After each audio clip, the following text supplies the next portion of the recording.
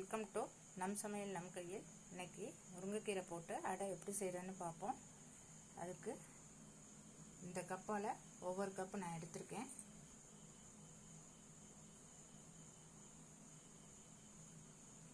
இட்லி அரிசி புழுங்கல் அரிசி ஒரு கப்பு, பச்சரிசி ஒரு கப்பு, கடலைப்பருப்பு ஒரு கப்பு, உளுந்தம்பருப்பு ஒரு கப்பு, துவரம்பருப்பு ஒரு கப்பு, ஜவ்வரிசி சிறிதளவு.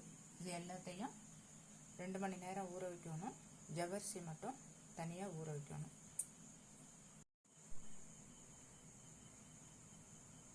ஊற வச்சாச்சு. ஜவ்வரிசியும் தனியாக ஊற வச்சுருக்கேன். 2 மணி நேரம் ஊற விட்டு அரைப்போம். நல்லா ஊறிடுச்சு.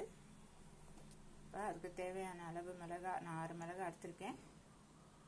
சோம்பு கொஞ்சம், சீரகம் கொஞ்சம், அதுக்கு தேவையான அளவு உப்பு, இது எல்லாத்தையும் போட்டு மிக்சியில் போட்டு ஆட்டணும். ஜவ்வரிசியை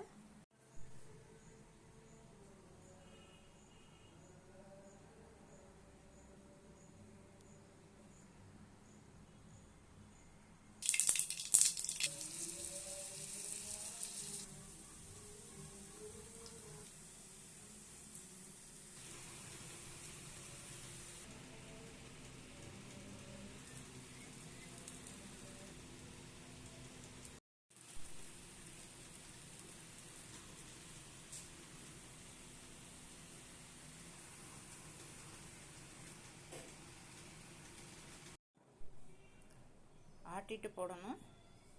கடுகு தாளித்து கருவேப்பிலை பெருங்காயம் போட்டு வெங்காயத்தை வதக்கி அதையும் அரைச்சி மாவில் போட்டு முருங்கைக்கீரையை போட்டு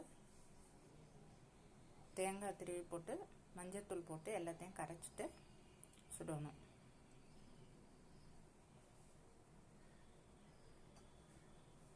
நீங்களும் இதே மாதிரி செஞ்சு பாருங்கள். தேங்க்யூ.